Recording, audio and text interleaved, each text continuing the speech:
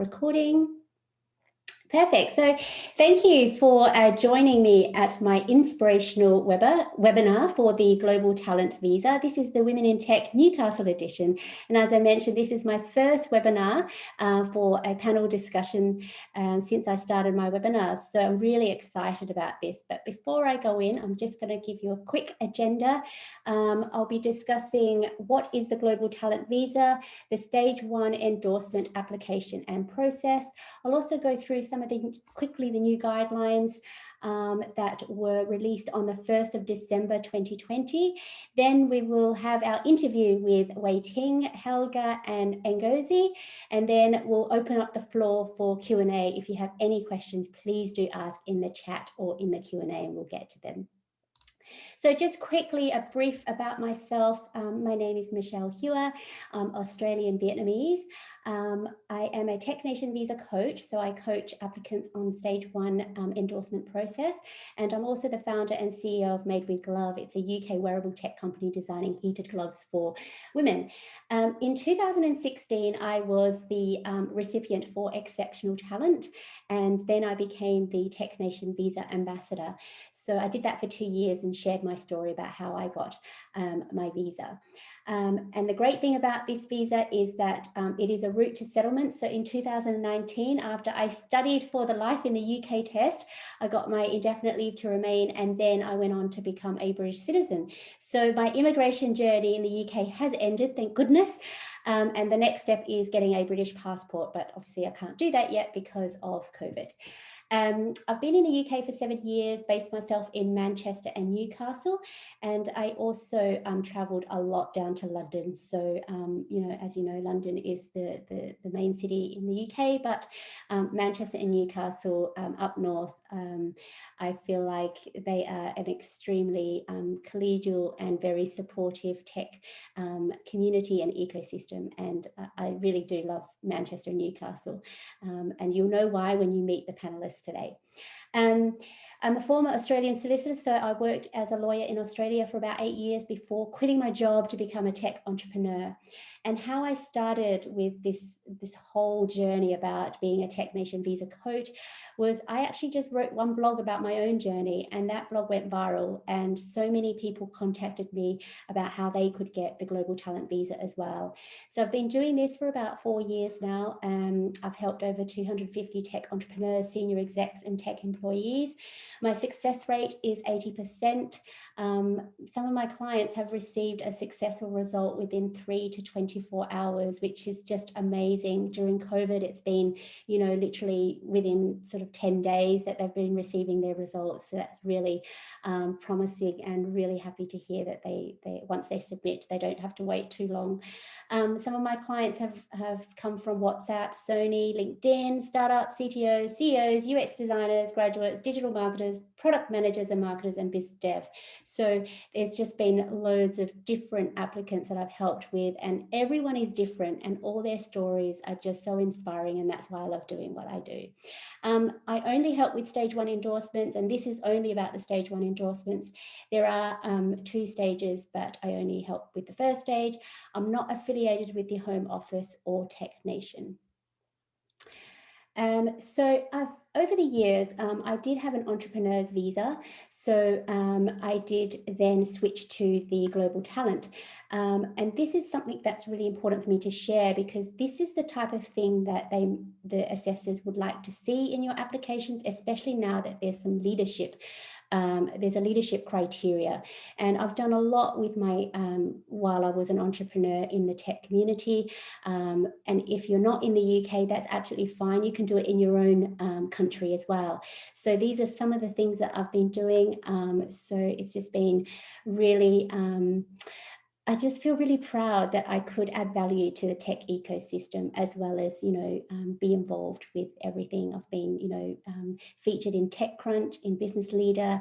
I was a judge at a virtual IoT hackathon. So, you know, you get back what you put in, I think. And I think this is something that I really do advise you to do, just become immersed in your tech ecosystem. So the Global Talent Visa, it used to be called the Exceptional Talent Visa, and that's what I got when I applied in 2016, but they've now called it the Global Talent Visa. Same thing, really. It's a special visa that was introduced to allow highly skilled tech entrepreneurs and talent the ability to apply for the right to live and work in the UK for up to 5 years. It's a two-stage process. You have to be endorsed by Tech Nation before you can apply for the visa. And in order to get endorsed, you need to meet the strict criteria. And while it looks like a job application, it's more than a job application. And if you even Google hashtag Tech Nation visa, you can find some information there as well. The benefits, you have the freedom and flexibility to live and work in the UK for up to 5 years. You can apply for indefinite leave to remain and British citizenship. You can bring your dependents with you. You can register a UK limited company. You can work for a tech company without the need for a company sponsorship. So you're not actually tied to that company. You know, the visa is attached to you. And this visa is cost effective. The fees are in the hundreds, not in the thousands. But what is the expensive bit is if you do get the endorsement and you apply for your visa, it's the immigration health surcharge fee that is a lot, because you have to pay for it upfront. So that's the bigger cost, as opposed to the application fee isn't as much as you think it would be. I've had, I think, four visas over the years, and this is one of the more cheaper ones. Just quickly, just a few stats. These are the countries that a majority of people are applying from. However, there's like 90 plus countries where people are from, but this is just the stats are saying that, you know, people are applying from US, India, Nigeria, Canada, and Russia. There's a 54% endorsement rate. So, you know, not everyone who applies gets it. So that's why it's a strict criteria. So you just need to meet that criteria in order to get it. Since it started, I think in 2014, there's been 1,700 plus successful recipients. The reason why the number is low is because when I applied, and up until I think a year or two ago, there was a cap. So there used to be a cap of 200 per year, but they've now, you know, released that cap. So there's unlimited endorsements. If you meet the criteria, you will be endorsed. You can apply for talent or promise. Talent is if you've got 5 years experience. Promise is if you've got less than 5 years experience. There's a 68-32% of people who apply for talent and get it and promise. There's a 75-25% rate for men versus women. And then if you do get an endorsement and visa, you can join the alumni. So I'm part of the Tech Nation Visa alumni, and we have a lot of events and catch-ups, and you can meet other people who have received the Global Talent Visa as well. So just quickly, over the years, as you can see, it has increased. I applied and got it in 2016, so there weren't many of us. I think I was in the top 50 that got it. But over the years, obviously, they had ambassadors and people to talk about their story and journey, and more people have received it. So this year has gone, you know, way over from last year. And just here, last year they released a report. It's on the Tech Nation Visa website. So these are some of the countries that have got really high endorsement rates. There's China, USA, Canada, and then you've got Australia, South Africa, Russia, Turkey, and then Nigeria's got a 30% endorsement rate. So here, these are the skills, the people who are applying. There are technical skills and business skills, but because this is a tech visa, obviously, if you're a software engineer, there's a higher endorsement rate. But you know, as you go down, there's biz dev, people with business skills are also getting it as well, marketing. So this is all on the website. There's even more stats as well. What's not in the stats, and this is something that I asked for extra because this is a Women in Tech edition, is I just wanted to see the difference between women and men who apply and who get it. So men who apply for exceptional talent, there's an 80% endorsement rate there. And for females, it's 20% who have exceptional talent. For promise, there's a 67% male and 33% female. So there's, you know, half there, but obviously this is a lot bigger gap there. But what is really important, this is something that I really wanted to know, is because even though my success rate is 80%, my success rate for women is 90%, so it's a bit higher. Even though there's a 75-25% application rate or endorsement rate for women, the women actually who apply are more likely to get endorsed. So men who apply, there's a 50% endorsement rate, but women who apply, there's a 60% endorsement rate. So this is something that I kind of knew because of what I was doing with my clients. You know, when I work with women, there's a higher chance of them being endorsed, which is really strange. But please, if you're a woman, please do apply, even though you don't meet if you don't think you meet the criteria. You never know, because, you know, it might just be your own you know, reasons why you don't want to apply, or you think you may not get it. Anyone who applies has a chance of getting it. Okay. So there's a process here. There's a two-stage process where you have to apply for endorsement before you apply for the visa. And it's only if you get endorsed that you can apply for the visa. However, in the first stage, there's a two-step process. You have to pay and register at the Home Office, and the payment is $4.56 at the moment. You've got 15 days in which you then upload all your documents onto a separate website, and that's the Tech Nation portal. When I applied, we had to send everything by snail mail. So we had to like bundle all our documents together and send it by post. But now it's all uploaded onto the Tech Nation portal, which is very easy. You've got 15 days to do that. Once you've sent it off to Tech Nation, they have up to 8 weeks to come back to you to let you know whether or not you're endorsed. But as I said, during COVID, the decision has come back very quickly. My clients, as I said, within hours, or the most has been about 2 weeks. So I think because everyone's at home, so the assessors can look at applications quite quickly. You will be notified if you're successful or unsuccessful. If you are unsuccessful, unfortunately, you can appeal actually the decision. You have 28 calendar days in which to appeal, and they have 28 calendar days in which to reassess your application and then come back to you with a result. If you are successful, you go to stage 2, and you can then apply for your visa application. So that's the proper visa application. You've got to do your biometrics and fingerprints, and then that's when you pay your immigration health surcharge fee. There is an application fee for stage 2, that's $152, and the immigration health surcharge fee now is £624 per year. When I applied, it was £200 per year. So they have increased it over the years, and it takes about 3 to 8 weeks for you to get your visa. And then you can, start your life in the UK. So I hope that helps with the process. The eligibility requirements, as I said, if you've got a technical or business skill, you can apply. This is not an exhaustive list. So if you feel like you fit in any one of these, then it's up to you to let Tech Nation know that you are eligible and that you have a technical or business skill. And these are the ones that are not considered suitable. And I need to point this out because I do get a lot of inquiries about consultancies. So if you don't work for a product-led digital technology company, building your own products for that company, but you work for sort of like companies that are outsourced or build products for other companies, then unfortunately you're not eligible. But do please come and speak to me and we can work that out, and I'll explain in further detail. So the documents you have to provide, it does look very much like a job application. You have to provide 15 documents, and of which they include your CV, a personal statement, and 3 letters of recommendation by experts in your field. And they need to be senior. And then that's 5 documents. And then the 10 documents are made up by mandatory and optional criteria.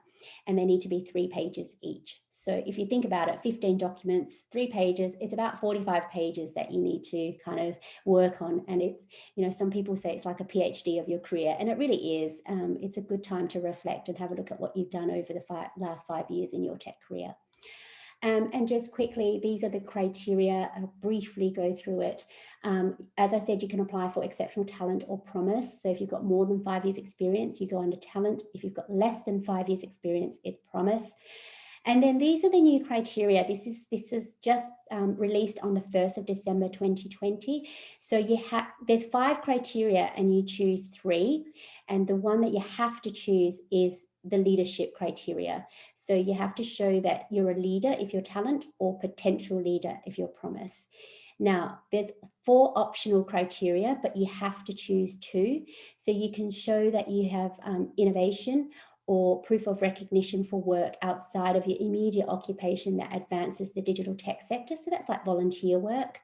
If you've made any significant contributions or impact to a product-led digital technology company, and if you've made any academic contributions. So your 10 documents need to make up, this criteria. So what I suggest, and what I've told most of my clients, is choose 3 examples for each criteria, which makes it up to 9 documents. And then the 10th document, pick one where you're strongest in and just put more evidence against that criteria. Okay, hope that helps. That's just very brief explanation there. So if you've got any questions, please do feel free to go on my website and have a look at my free discovery calls. I offer 15 minutes to have a chat if I haven't answered any of your questions. I do also have an ebook which you can download for free on my website as well, and that's really helpful. I created that. I think that is about, 40 pages of information there for you as well. So as I said, I've done this for about 4 years now, and I'm a recipient and I'm also a coach, and I'm just kind of using both hats to give you my top 5 tips. Starting early, I had an entrepreneur's visa and that was running out, and I only had sort of 3 months left on my visa before I was going to be kicked out of the country. And then luckily I found this visa. So if your visa is expiring, please do check it out and just make sure that you leave enough time, otherwise you're going to run out of time. Consider your future plans in the UK. That's really important, especially because the personal statement and all your letters of recommendation needs to confirm what your future plans are. Your network is your net worth, because you need to rely on your experts to write really good recommendation letters for you. So just think about who's in your network to help you. This process is about self-promotion as well. You need to prove that you deserve to be in the UK and you've done all this hard work and what are results and your impacts. So you need to say I a lot as opposed to we as a team, because when you're working, you're always talking about teamwork, but this application is about you, so you have to use the word I. And also prepare to put in the hard work. It's not easy. If it was, everyone would get it. I didn't sleep for a few months, but it's because, there were so many things that I had to prove and show. So the bigger the reward, the bigger the investment that's required by you. So put in the time and do it properly, and make sure you dot your I's, cross your T's, and ask so many questions, because as I said, you keep asking loads of questions, but please do reach out to anyone who's received it, Google it, and ask all the panelists your questions as well. So this is something that I did for International Women's Day, as I'm a huge advocate for women in tech. I was asked to speak at the Tech No Day. So this is a huge community for women in tech, and I spoke about the Global Talent Visa. You can have a look on my website for that 1 hour presentation, I think 45 minutes. So yeah, these are some of the women who have received it over the years. There are more of us, but these are the ones that agreed to come on and show their faces. And representation does matter. If you see people who look like you, who have applied and been successful, you're more likely to. So we've got women from all over the world who applied and received the Global Talent Visa. So I do encourage you to apply. So today we have 3 panelists. Unfortunately, Ravni couldn't make it today. She had an urgent work matter, but she has agreed to come on next month as a one-to-one interview. So don't worry, she will come in next month. But today we have WeiTing Huang from China. We have Helga Alvarez from Costa Rica, and we have Ngozi Ossai from Nigeria. And they've actually, wanted to come in and share their story. So I'd like to welcome them to the panel, and I'll stop sharing my screen so they can show their video, and hopefully they can. We've had some technical issues. I hope, yes. Oh, here we are, yay. It's always so scary when you have to rely on tech.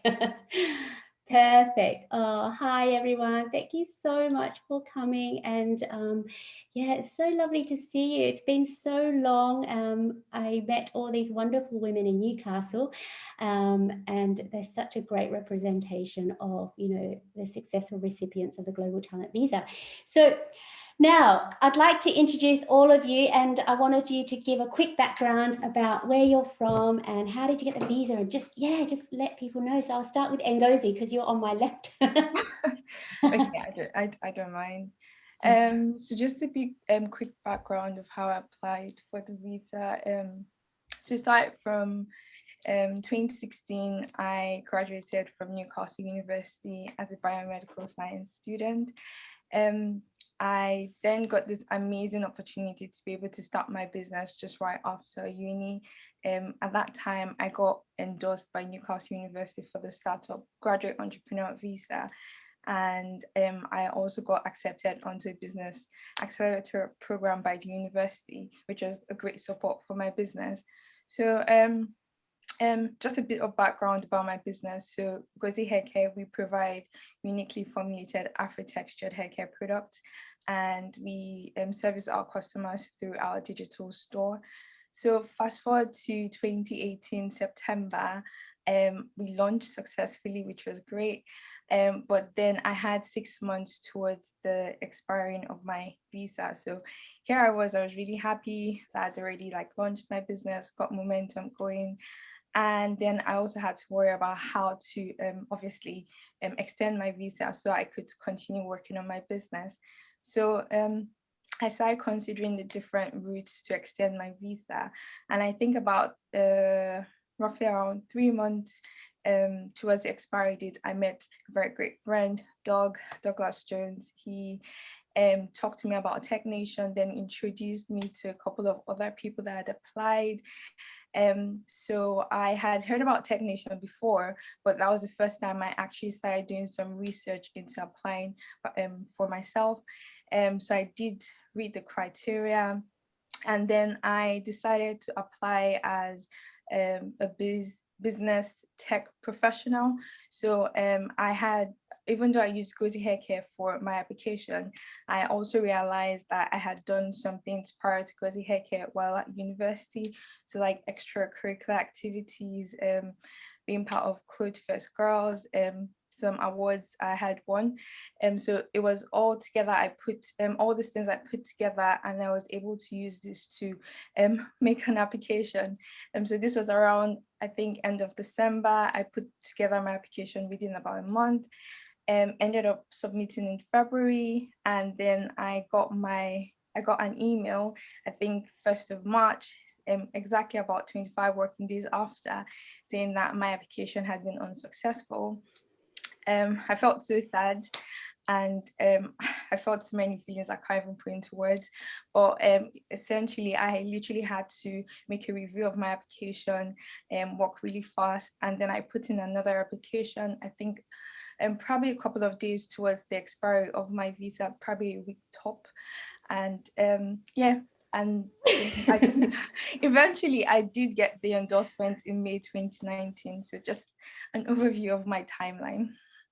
Wow, that's crazy. Oh my gosh. I'm gonna have to ask you so many more questions after that. No worries. So, thank you so much. And you're still in your business, right? Yes. Yes, you're still doing, yeah, okay, great. And Helga. Right. Hi, my name is Helga. I am originally from Costa Rica. I kind of like I got my software engineer degree over there, and then because of the business that I was setting, we wanted to either be in US or UK. So long story short, we had the opportunity to come in here. So initially we came with another visa, and then kind of like when this visa got started, which was in 2016, as Michelle said, kind of like they invited us to apply. I don't know why I got into this loophole where because of the previous visa and this new visa, I got in this loophole where I needed to go into the police kind of like bit to sign every 2 weeks. So it was kind of like stressing because, like I didn't know, why I was in that bit and so on. but ultimately kind of like I got the visa in 2016, I believe. And then yeah, I think in November I'm gonna have 5 years out of this visa, and hopefully kind of like I'll apply for the indefinite leave to remain. Yeah, I think kind of like on the visa bit, that's kind of like my background. Also, because of the company that I have also helped around 6 people also to get this visa. And then kind of like I also have some stories to share over that, but yeah. And then in my free time, I love to cook. I I also love calligraphy, and I also like to read about human behavior. So yeah, that's me. Oh, wonderful. Thank you. Oh, I love cooking too. So we're going to have to like do a cooking session. WeiTing. Thank you so much, Helga. WeiTing. Thank you. I love cooking too, by the way. Okay, hello everyone. My name is WeiTing Huang, and I'm originally from China. When I look at the technician visa, I didn't see a lot of Chinese apply for it, which make me really scared. Yeah, so but luckily I met Michelle and Ravinit and Ozzy, and I also met Helga, like long time ago before I even get the visa. So like they all got it before me, so they inspire me, and also they encouraged me to try to apply this visa when I was just graduated from Newcastle University. So I came here in Newcastle to study, and then after I study, because I study arts, business, and creativities, kind of an entrepreneurship program. So in the program, we already need to kind of practice to set up business, but yeah, eventually I got the student entrepreneur visa, I think. Yeah, student graduate entrepreneur. Graduate, yeah. And I think they changed it to startup visa now. It's kind of similar, but it was like my first business in my life. I never set up a business before. It was about helping Chinese international students or international student general to engage with the UK culture, like organizing cultural creative events, and we work with a lot of like event businesses, help them to promote their events, or collaborate, co-organize events. So it's kind of all like offline events orientated, and also we have like a digital platform. Well, we were rely on WeChat before, but we wanted to build a kind of a platform to make people friends with each other.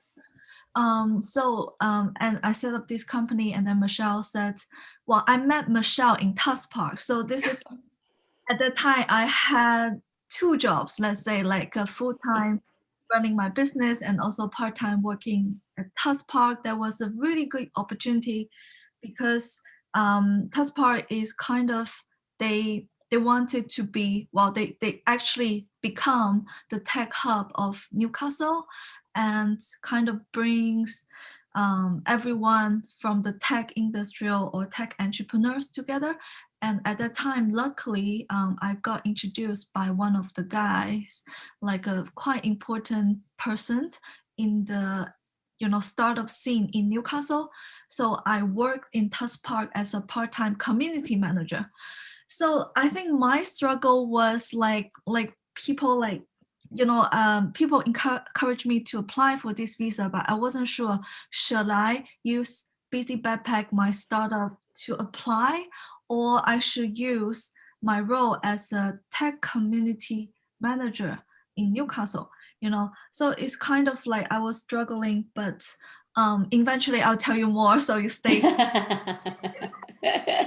Yeah, there's loads. I mean, yeah, as I said, like everyone is so different and everyone has different backgrounds, but the guidelines are there and you're like, do I fit in? How do I make myself fit in? But then there's also things like, am I good enough? should I apply? So this is something that I get a lot of questions about when people come to me is, you know, I've got all these hesitations, and how, you know, we talk through that. But I know that, you know, I had lots of hesitations, but I just had to do it because my visa was expiring. I didn't have time to have any hesitations. So Ngozi, what were your hesitations the first time around? Okay, the first time, so obviously there was the fact that my current visa at that time was expiring, so I had that to worry about. But the main hesitation I felt was obviously the fact like you hear exceptional talent, exceptional performance, sometimes it sounds very overwhelming. So it was that questioning and self-doubt that should I apply, and how should I go about applying for this? But I guess how I decided to overcome that was the fact that first of all, like talking to other people that had applied, that did help me, just being able to relate to their story and see that obviously it wasn't as big as I was making it to be in my head. There was also the fact that I went online and just started checking for stories. Actually came across your website, which was helpful. I just kept reading, but like the more information I got about the visa, it made it less scary to apply. And I guess there was also the fact that I started reading the requirements, and eventually I could see how my qualifications and all I had fit into the requirements. So that made me calm and more comfortable with the application. And I guess eventually I just put my best foot forward, and that was how I kind of got around with the whole hesitation with applying for the visa. Yeah, so I think it's a bit like mindset, isn't it? It's mindset. How about you, Helga? Because you were already in Newcastle in an accelerator, and then you were told to apply. Did you have any hesitations at all? Well, yes, because it was the first time that I need to put myself and kind of like showcase myself, and kind of like all that what that entitles is kind of like putting you as a product, if you will. Yeah. And that sometimes, you know, like I think, you know, at least based on my previous learning, that's not something usual that you do. But in order for you to accomplish this visa, is something that you need to kind of like train, if you will. So kind of like, yeah, it's how do you perceive yourself as someone, as I guess you two, well, all of you girls have said, is how do you perceive yourself as someone who can make a benefit to the country at the end of the day? And then kind of like because of, you know, like on the experience, how can you make it exponential, kind of like by being here. So yeah, definitely. That's something that I struggle with. But I think for me to get over that mindset was just list all your achievements so you can feel good about yourself before you start tackling this application, because you're going to have all these things in your head to say, oh, I'm not good enough, or I don't really want to apply, I'm not exceptionally talented. Who is exceptionally talented? Yeah. And also, you know, when we all applied, it was called the exceptional talent visa, so that was in our head as well. WeiTing, I remember talking to you when I told you my story in Newcastle, so if you wanted to talk through your hesitations, because you took a while before you actually applied, which was good because you did a lot of research. You didn't have the visa expiring as quick as we all did. You had a good 12 months or so. Yeah, I knew the visa quite early compared to other people, but well, I think it doesn't matter because I heard a lot of stories like you guys, like Douglas.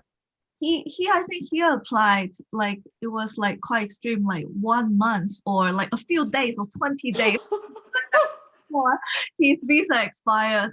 But even, you know, you have very strict time, like really like limited time, or even you are out of the country, I think there's still some ways, if you know someone, for example, Michelle, you know, or some founders, or you have some network in the UK, or you apply for accelerators like, you know, Helga, and you know, that's one of the way, even you are out of the country, you can come. And when I apply, I was like, I didn't apply until I was feel like I should, like, because I wasn't ready. I just graduated. I was so lost, like I just want to like bring my life, kind of being financial independent. That's it. That's kind of my goal. And then I was looking at, opportunities like how can I have more freedom, really, like yeah, so it's like, because I think this visa empower you have more freedom in terms of travel for sure. Like your world is bigger, your network is bigger. You don't have to worry about, like the visa or, like the, like different countries kind of like borders anymore. I think that's kind of the most important thing that motivates me to apply. And yeah, I spent like actually more than 12 months to prepare myself, because at that time I had literally nothing. I just started my business. I just started that job. And then I was just learning. I wanted to, I knew like everyone was telling me, okay, you are in the right environment. So I think it's really important. You need to associate with the people you want to become, let's say, right? So that's a very good tip. I think like you just need to immerse yourself in that environment. So I did that, and I took my time to understand things. And then later on, I'll tell you more about, recognize your strengths, and then yeah.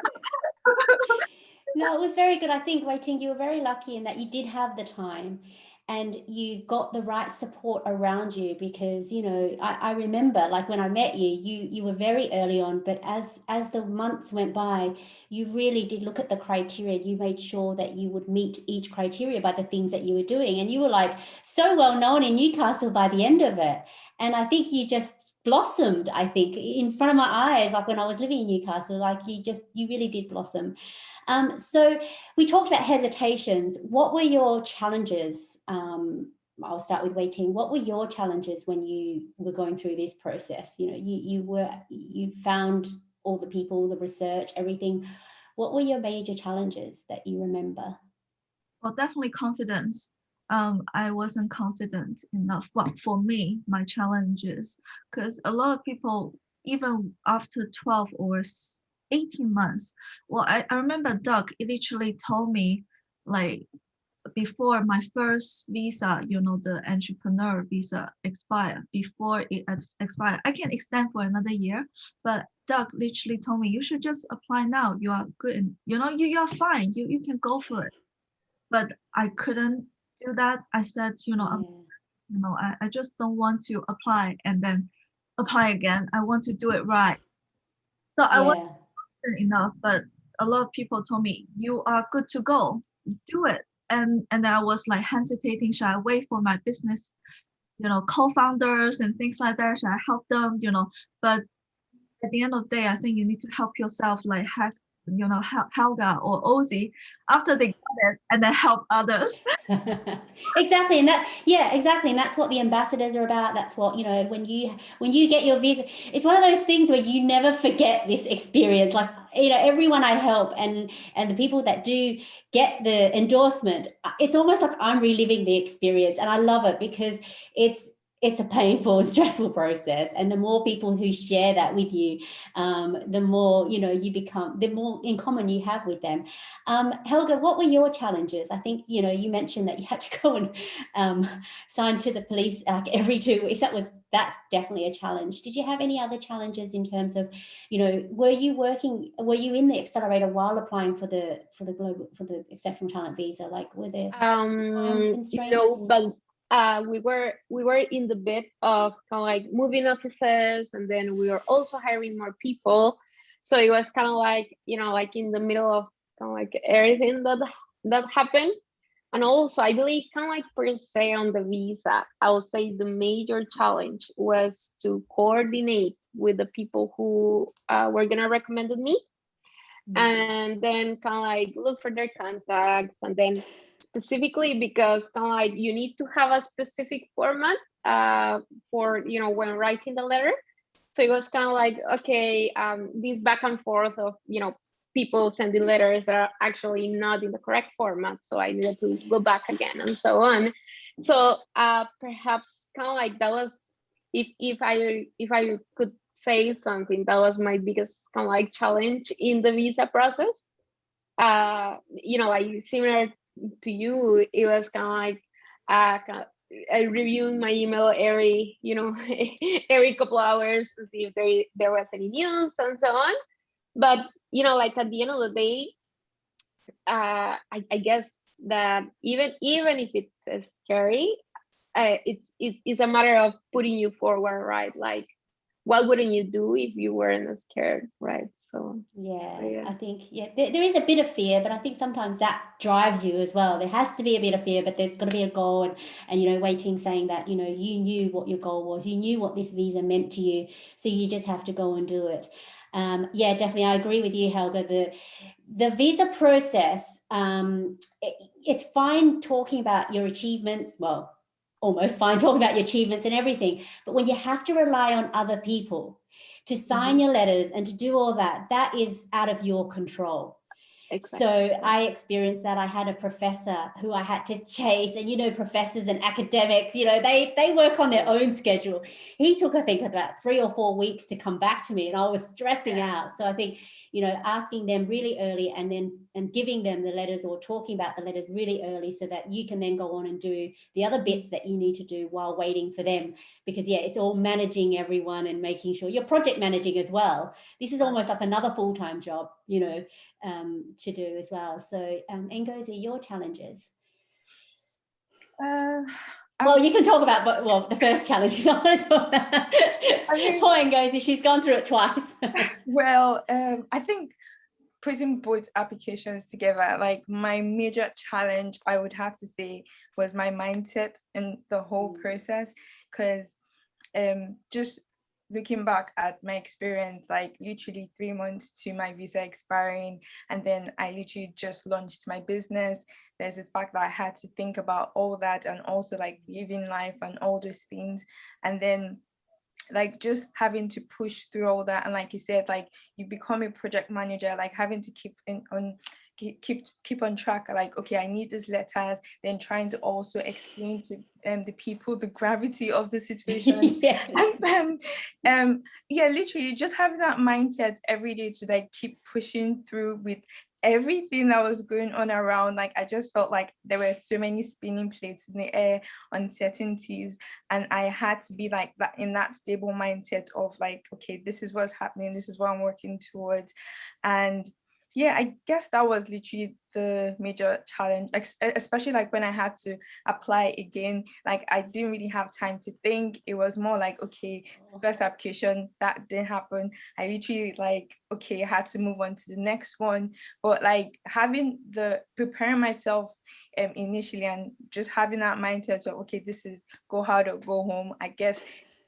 Literally that's how it was. But that was like my major challenge, like putting myself in that state, I would say. Oh God, I remember having that meeting with you when you were unsuccessful, and you were just right at that cusp. So, but we'll talk about that in a second. I've got all these other questions. So I guess I think I wanted to talk about, why did you apply for the visa? Because Helga, you said you had US or UK. Like, why did you choose the UK? Why did everyone choose the UK? And then Newcastle. So I'm asking Helga, sorry. Right. Yeah. Well, I think because the moment that we applied, we already had kind of like a couple of years on the graduate entrepreneur visa, which was kind of like similar to WeiTing. And then we already had a business in here set up. We already have people working in here. So it was more of kind of like, you know, we have already something going on in here, that we said, well, you know, like it's a good opportunity for us to keep growing the business in the country. And specifically Newcastle, I will say, I think it's all it's near enough from London, right? It's 3 hours from London. You don't get the apartments / flats prices from London. So you can get a really, spacious house or flat without the cost. And then I do believe that the quality of life in here is much better. The commuting time, it's reduced by half or more than half, which is also quite good. And this is debatable, but I think people here in the Northeast is a little bit friendly than in London. So yeah, like especially someone from that is like it's not a British person. You really care that you are going somewhere that people are friendly enough. So yeah. I think that's a good point. It's you're non-British, we're all non-British, and it is important for people to welcome us as much as possible, because that's going to be our new home. And I was actually living in Manchester at the time. I got a 3-month contract, and I had already got my visa. So the great thing about the visa, it gives you this flexibility. Like, I had a startup, but I wanted a break from my startup, so I had an opportunity to work in Newcastle. I didn't know where Newcastle was, actually, because I was in Manchester, and we kind of just stick to our own kind of areas. And then when I got this opportunity to become a community manager for an accelerator at Tuss Park, where WeiTing ended up working, I grabbed it, because 3 months, I moved to Newcastle for a bit, and I fell in love with Newcastle. It was just the best city. Like, I couldn't believe how beautiful it was. Not only obviously the people, because I met WeiTing, and she was so friendly and took me around. It's quite multicultural as well, like, because there's a huge student population and students come from all over. You've got really good universities there, Newcastle, Northumbria, there's Sunderland, and there's Durham as well. So that's loads. And the beaches are there. And the commute was just ridiculous. It was like 15 minutes into the city, 15 minutes to the beach. It was lovely. And then I ended up moving to Newcastle, got another job at the university. So yeah, it was lovely. Ngozi, why did you? I think you were kind of in the same boat with WeiTing, and you both had the graduate entrepreneurs visa as well. Why did you end up staying in Newcastle? So first of all, you did mention like the UK and then Newcastle. Yeah. The UK, just because like most of my educational like background is in the UK, like I had family here, so it just felt more natural to obviously continue that journey. In terms of Newcastle, I guess it just came down to the people. In terms of like, obviously when I was starting my business, like everyone, well, the entrepreneurial community is quite friendly and supportive. Like, even with applying for my technician, like literally you put it out there that I need someone's help that has done this, and people are very willing to connect you. Like, there's a very positive network in Newcastle, especially for someone that, if you're not like, especially starting off and you need that starting up foundation, like it's just a friendly environment. It just felt very natural to just continue staying here. Yeah. And WeiTing? Yeah, I feel the same like Ozzy. I think she already mentioned, everything I want to say. It's very simple. Yeah, I think, and we met each other and just got on so well so quickly, and it's just amazing. And that's what I loved about Newcastle. I really do miss it. But that's amazing. Okay, so before I ask you your final question about top tips, I just want to know what your plans are now, because I know, Ngozi, you received your visa in 2018, was it? 2019. 2019. WeiTing, when did you receive yours? Actually, same, but a bit later, a few months. Right. Okay, so 2019, and then Helga and I received it in 2016.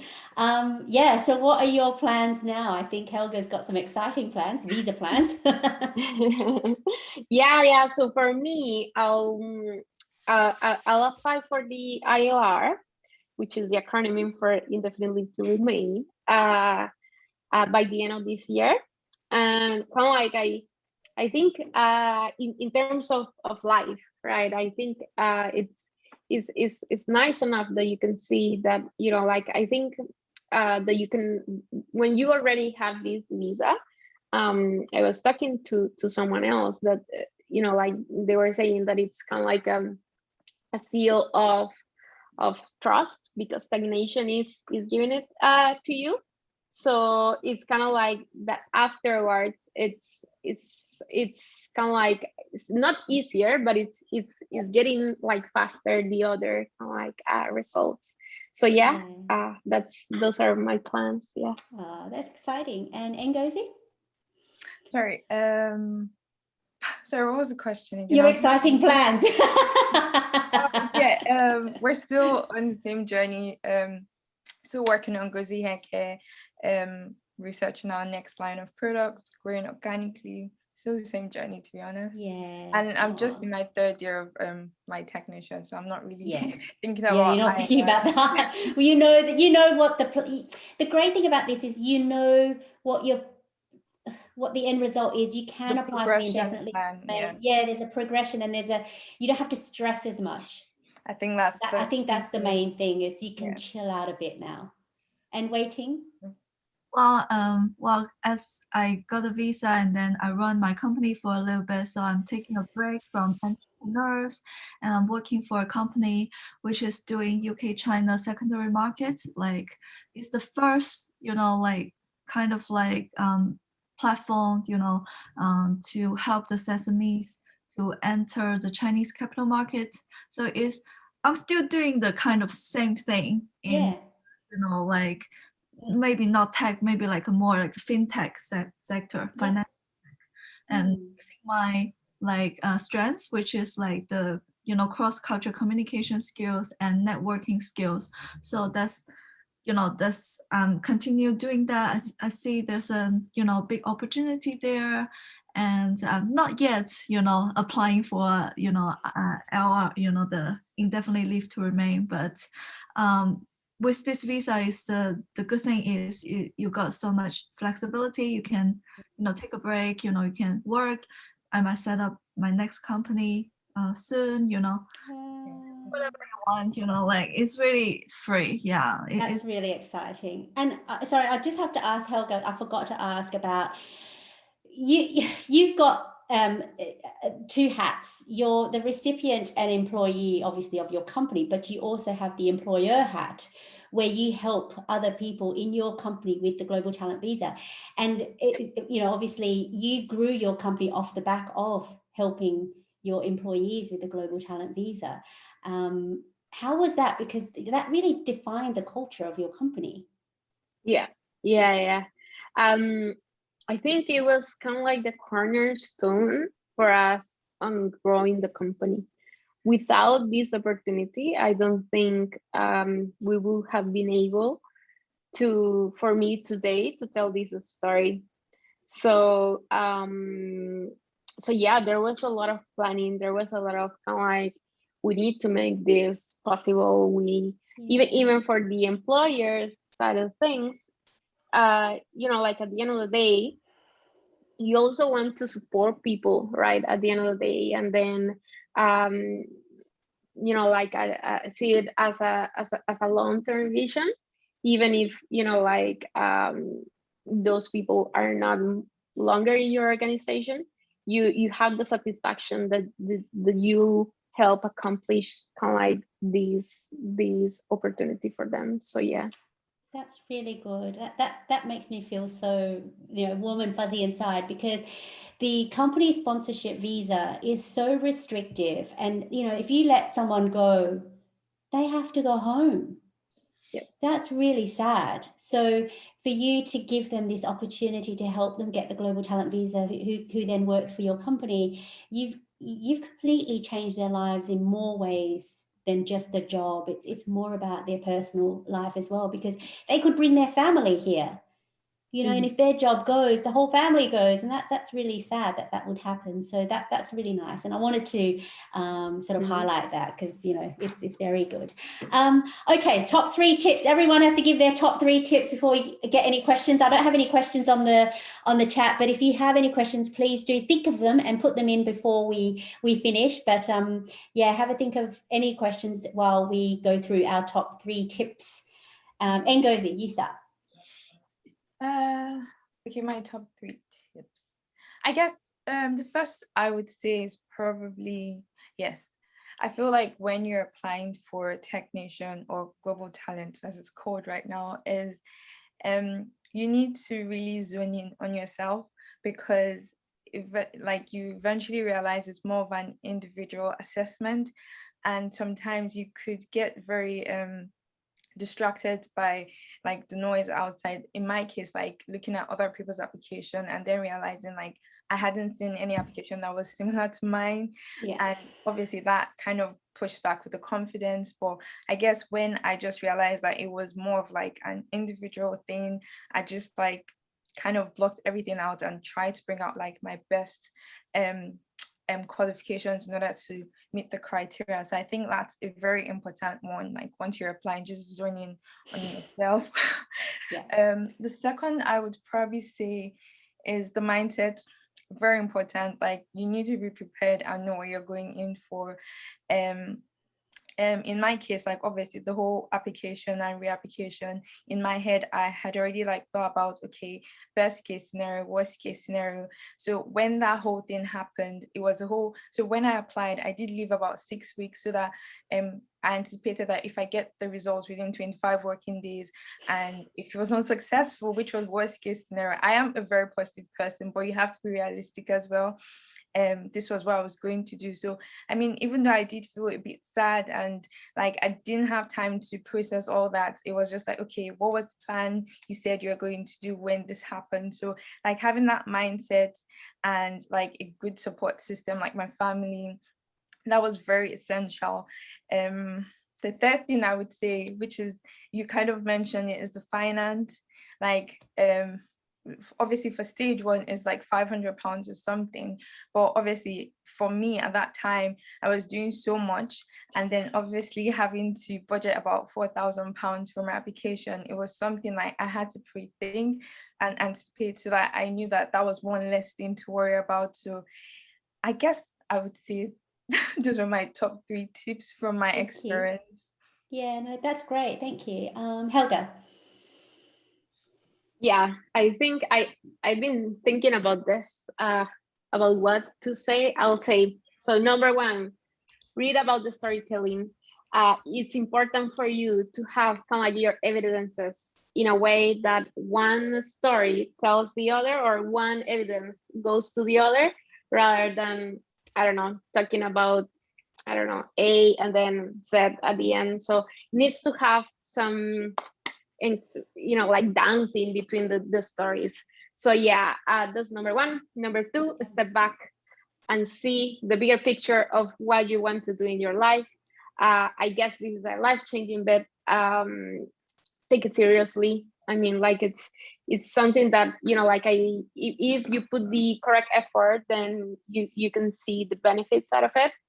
And then number 3, start with the recommendations first, without doing anything else first, because people tend to be a little bit, like delayed on those things. So maybe at the end of the day, you will end up that the recommendations, you need to do it, but perhaps kind of like having a template of, you need to add your LinkedIn, your phone number, and so on, just so it's easier for the person to fill it up and then send it over, rather than going back and forth of, oh, send me your LinkedIn profile and so on. Just have it ready, just kind of like send this, do that, and send this, do that, sign it, go. Yeah. Or please, can you do this? Yeah, perfect. Really good tips. And WeiTing? Yes, so my first tips is confidence. As I say, you need to think big. So, maybe you are at this stage, but if you think big, like you envision yourself where you're going to be in 5 years or 10 years time, and you write it in your story and tell the officer or the endorsement person, you will grow towards that direction. Second tips is your network, and just add on a bit what Helga said is you don't last minute ask people to sign your paper or write you a recommendation letter. You build a relationship ideally, 6 months at least, like in advance. Let people to know you a little bit before ask for something, like just make convenient, more like time efficient for the people who's helping you, and at least they like you and they know you, but not pick a random person. Okay, sign it for me. You'd be surprised how many questions I get when people say, can you find me a referee so they can sign my letter? And I said, it's a bit dangerous to do that because no one's going to vouch for you if they don't know you. Well, they shouldn't. I would never vouch for someone I don't know. And this is a visa application or endorsement application to begin with. So it's a bit, it's a bit asking them a bit much for that. So yeah, thank you so much for your top 3 tips. They were very useful. We're very lucky because we have 9 top tips today. Usually I only have 3. Umair, I've got some of your questions. I think what we can do is have that chat that you've already booked in with me. But the one thing I can answer is, for everyone to know, is you do have to submit 15 documents, or you should submit 15 documents, and you're saying you can only arrange for 13. I would try and do 15. There is always something you can add in, trust me, even if it's another letter of support. Because you have to meet the criteria, you have to make sure that you do. So I would say, put your best feet forward, because if you come back unsuccessful, there is no opportunity for you to add any more documents, as Ngozi will tell you. You have to submit a fresh application. So your best bet is to put everything in, because if you do get an unsuccessful, you can go back and say, look, you point to these pieces of evidence, rather than saying, I should have put it in, I can't really add any more evidence in. So we can talk about all your 13 documents. Yes, so recommendation letters need to be specific to the Global Talent Visa endorsement. So your expert needs to say, I highly support so-and-so in their application for the Global Talent Visa. And this is because they need to say what your future plans are. They need to support your future plans. And they need to say, that this is why they agree that you will add value to the digital tech sector. So they have to support your plans. I've had situations where my clients don't want to tell their managers or their bosses that they're applying for the visa. So they've not included any letters from their employers, which is really tricky, which is why your network is really important.